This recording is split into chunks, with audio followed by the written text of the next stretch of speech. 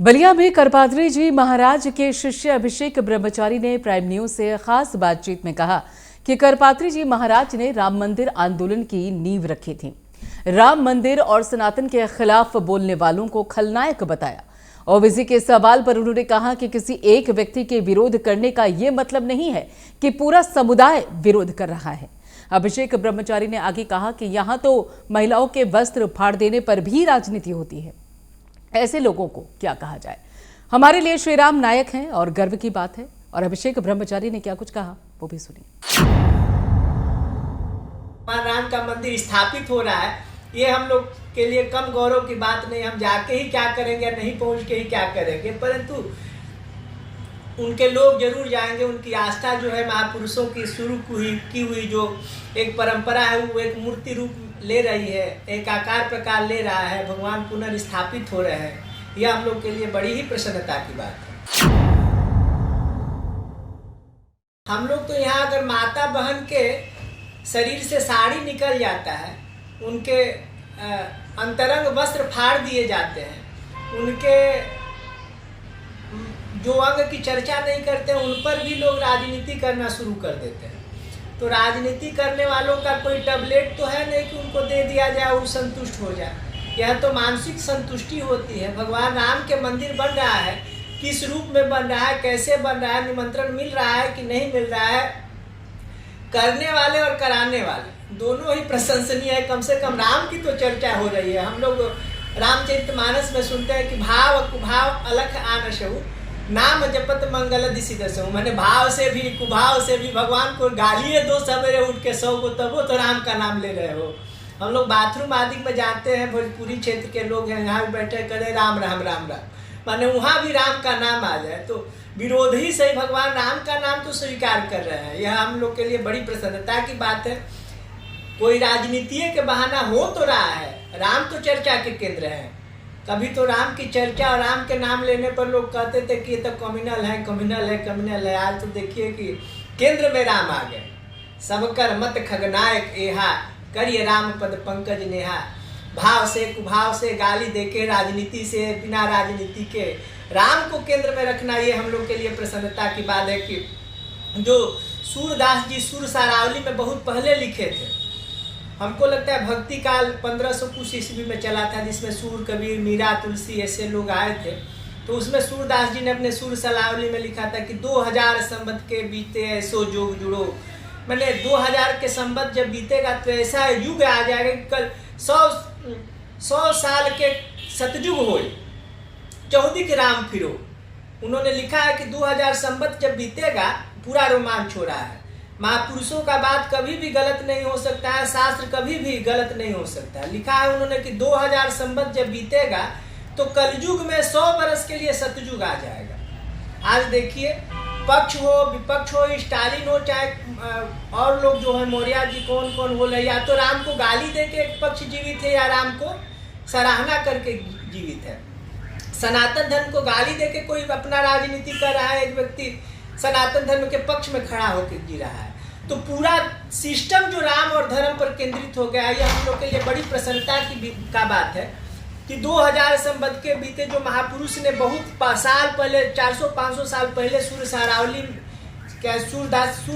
चाहे सूरदास का कोई एक पद है कि 2000 संवत के बीते ऐसे जोग जुड़ो। तो ऐसा समय देखने को मिल रहा है कि पूरा देश जो है राममय धर्ममय हो गया। इसके अलावा कोई चर्चा का विषय ही नहीं रह गया है।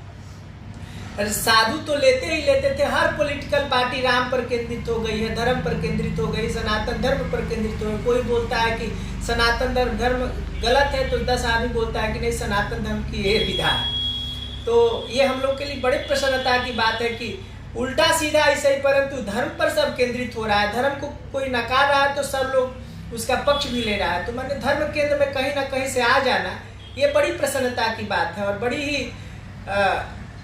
सराहनीय पहल हो रहा है कि धर्म को केंद्र में किसी ना किसी माध्यम से लोग रख रहे हैं। हम लोग शुरू से देखते हैं, हम लोग आप भी देखते हैं, अभी कुछ दिन पहले दुर्गा पूजा आदि मनाया गया होगा।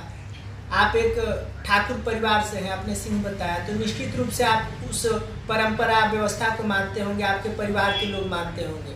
विजयदशमी आदि में आप लोग की बड़ी पूजा होती होगी, राम की पूजा होती होगी, शस्त्र की पूजा होती है, देवी की पूजा होती है।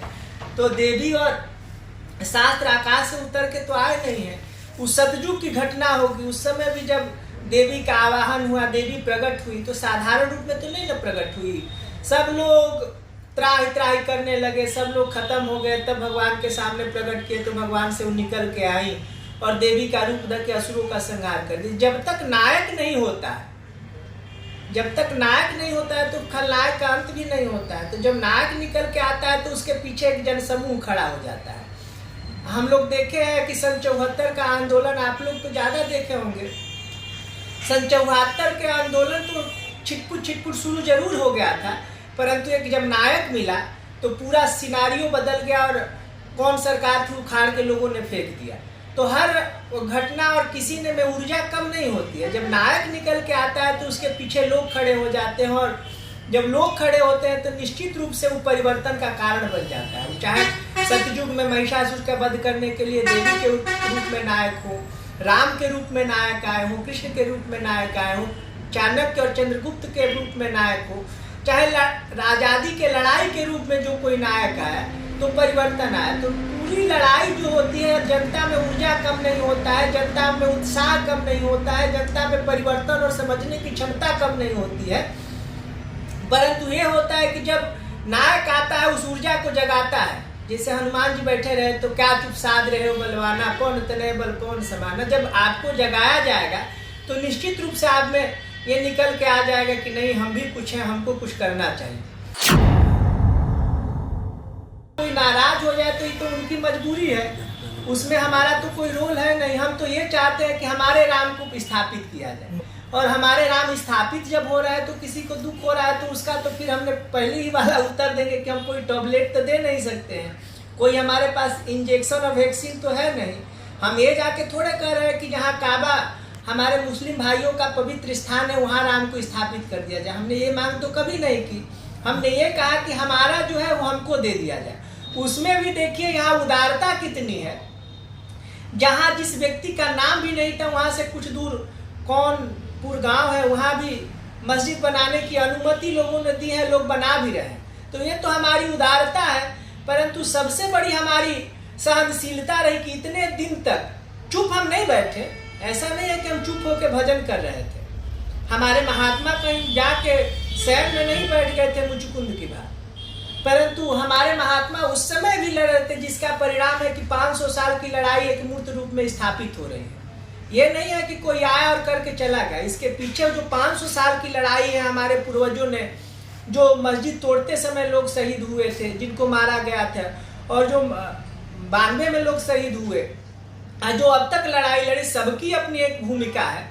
किसी की भूमिका प्रत्यक्ष रूप से दिखाई दे रही है, किसी की भूमिका को हम लोग देख नहीं पा रहे हैं। तो ऐसा नहीं है कि उन लोगों की भूमिका को भी नकारा जा सकते। नींव के ईंट की बात वो लोग भी कहीं ना कहीं अपने योगदान को सुनिश्चित करा रहे हैं। और प्रणव सब धर निधर शीशा करऊं कृपा जन जान मुनिषा, उन सब महापुरुषों से जिस दिन से हमारे मस्जिद को, हमारे मंदिर को विध्वंस किया गया था, और जिस दिन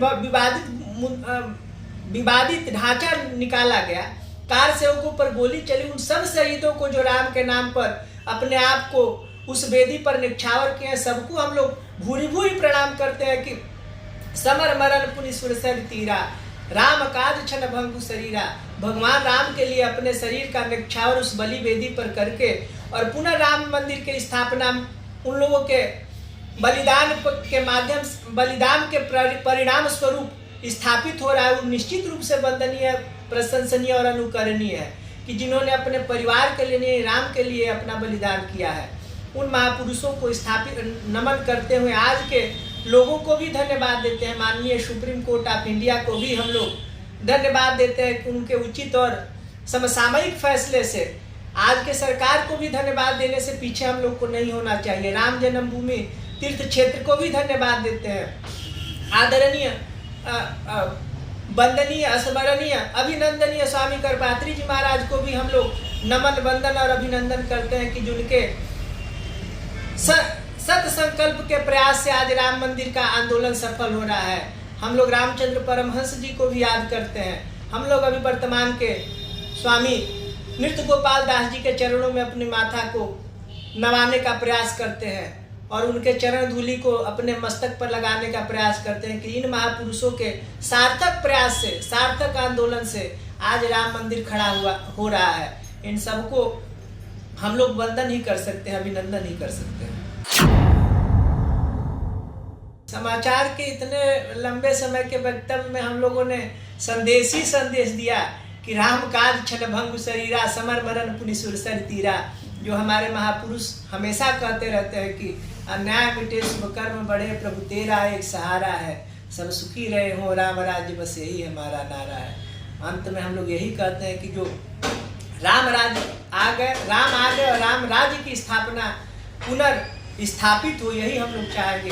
हम लोग उसी पर कहें मांग ही बारिश दे ही जल रामचंद्र के राज। जैसे पहले लोग चाहते थे कि आज बारिश हो तो बारिश हो जाता था, उसी तरह सब नर करे परस्पर प्रीति, चले स्वधर्म निरंतर सुधि रीति। इसी परिकल्पना के साथ हम प्राइम न्यूज के चैनल के माध्यम से पूरे देश के सुंदर और उज्जवल भविष्य की कामना करते हैं। भगवान और विश्वनाथ और अन्नपूर्णा से उनके उत्तरोत्तर वृद्धि की कामना करते हुए भगवान राम के चरणारविंद में अपनी वाक्य पुष्पांजलि अर्पित करते हैं। राम महात्मा गांधी से लोगों ने कहा कि आप मानस नहीं पढ़ते, तो उन्होंने मानस निकाला और पढ़ा तो उसमें लिखा कि परहित बस जिनके मन माही, जिनका जग दुर्लभ का चुनाई। तो पूरा जीवन भी आप एक चौपाई पर उन्होंने केंद्रित किया, बड़ा नाम हुआ उनका, हम लोग भी मानते हैं, आप लोग भी मानते हैं। तो एक राम के नाम से महात्मा गांधी, एक चौपाई से महात्मा गांधी हो सकते हैं। तो हम लोग अगर उस राम को अपना नायक मान के चलेंगे तो जीवन की जो विषमताएं हैं वो तो समाप्त होगी ही होगी, परंतु आगे का जो भविष्य होगा वो एक स्वर्णमयी रूप में दिखाई देगा, जिसकी हम लोग कल्पना करते हैं कि भगवान का एक पक्ष जंगल में बीता, एक पक्ष जो बचपना आदि लोगों को लीलाओं के माध्यम से दर्शाया, एक पक्ष जनकपुर आदि के रूप में देखा, परंतु जो दूसरा तीसरा पक्ष जो वनवासी राम, युद्ध में समर भूमि के राम जब निकल के आते हैं और जब राम राजा के रूप में स्थापित होते हैं, तब उसकी कल्पना हम लोग कर रहे हैं। गांधी जी भी ने किया, स्वामी करपात्री जी महाराज भी किए, सब लोग किए, परंतु जो स्वामी करपात्री जी महाराज का राम राज का दर्शन था वो सबसे भिन्न था। उन्होंने एक ऐसे राम की कल्पना की जो वही मर्यादा में रह के और उस रूप में भारत का निर्माण करना चाहा जो राम ने किया था। वो कल्पना स्वामी करपात्री जी महाराज की थी, जो वर्णाश्रम निज धर्म नीरज वेद पथ लो, चले सदा पावई सुख नहीं भय शोक न रोग। जैसे आपने सब नर करे परस्पर प्रीति, ये कहा गया है, तो हम भी चाहते हैं कि आपसे प्यार हम करें, आप भी हम चाहते हैं कि आप हमसे प्रेम करें, परंतु इसका कारण यही होता है जो हमारे मानस में बताया गया, सब नर करे परस्पर प्रीति, चले स्वधर्म निरंतर सुधि रीति। मैंने जो आप अपना विषय, जो आपका आवरा है, जो आपको अधिकार दिया गया है, आप एक पत्रकार हैं, पत्रकार के रूप में पूछ रहे हैं हमसे, हमको हमारा एक विषय आप पूछ रहे हैं, हम आपको बता रहे हैं, परंतु ज्यादा आपका अधिकार क्षेत्र है कि आप कहाँ तक रहेंगे, हम कहाँ तक बोलेंगे। अगर इस मर्यादाओं का अगर दोनों लोग अतिक्रमण करेंगे तो विवाद का कारण हो सकता है। उसी तरह स्वामी करपात्री जी महाराज ने उस रामराज की कल्पना की जो रामराज वास्तव में था, जिसका था राम राज बैठे त्रैलोका, हर्षित भय कहे सब सुखा, भय न करहु काहु सन कोई, राम और प्रताप विषमता सोई।